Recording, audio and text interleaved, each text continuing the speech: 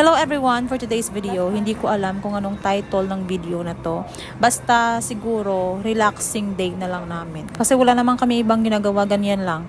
Kagagising lang namin dyan, kumain kami, nag-order kami ng food, ng breakfast. Basta mga madam, panoorin nyo na lang. Thank you! So ayun nga, nag-order kami ng food for breakfast sa may Pancake House kasi yun yung gusto ng asawa ko.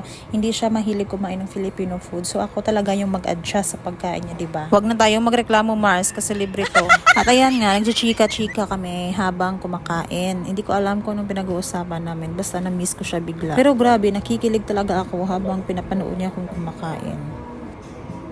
Hindi ko alam bakit ganyan yung titig niya sa akin. Habang kumakain siya ng fries, ay tinititigan niya talaga ako. Ay, kinikilig na naman. So, ayun, nakatitig pala sa akin dahil may balak pala siya sa food ko. Oh, ayan. Grabe talaga yung kain niya. Okay lang yan, babe. Pasalamat ka, mahal kita.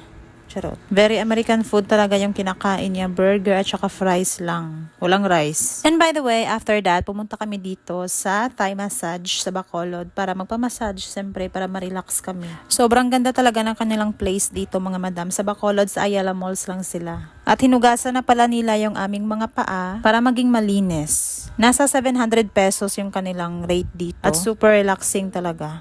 At pagkatapos ng massage nyo ay may tipa sila, di ba? And after ng massage namin ay naglakad-lakad kami para maghanap ng makakainan dito sa mall.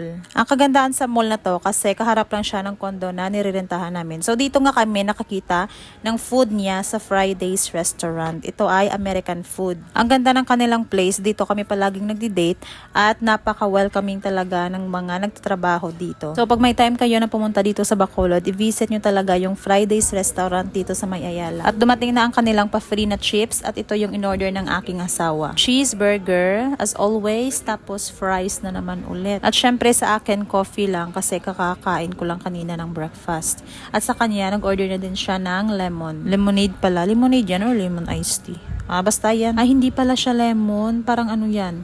Tequila, kasi meron palang salt. At pagkatapos naman, ay pumunta naman kami dito sa may cinema para manood ng movie. Sumama na lang ako sa kanya kahit ayaw kong manood kasi nalalamigan talaga ako. And after 2 hours ng panonood namin ng movie, nag-grocery muna kami dito sa may metro sa harap ng kondo kung saan kami nagsistay. And since walking distance lang yung kondo na nirentahan namin, nakauwi na agad kami, yun lang. And after 2 hours, pumunta naman kami dito sa SM. Mga 5 minutes lang siya pag i-taxi mo. Hindi ko alam kung relaxing ba yung ginawa namin. Kasi nakakapagod parang kain lang yung ginagawa namin dito. Tapos lakad-lakad sa mall, magkape. Pero nag-i-enjoy naman kami. Sinusulit talaga namin yung time na magkasama kami palagi. Kasi minsan lang to 1 taon din kami hindi nagkita. At ayan, kumakain na ako. Nag-order na lang ako ng kimbap kasi yan yung favorite ko na food. And then umuwi na kami. Yung asawa ko palang nagda-drive. Akala ko nag-taxi kami, hindi pala. So yun lang, nakita ko siyang kinain yung steak o ko. Bye!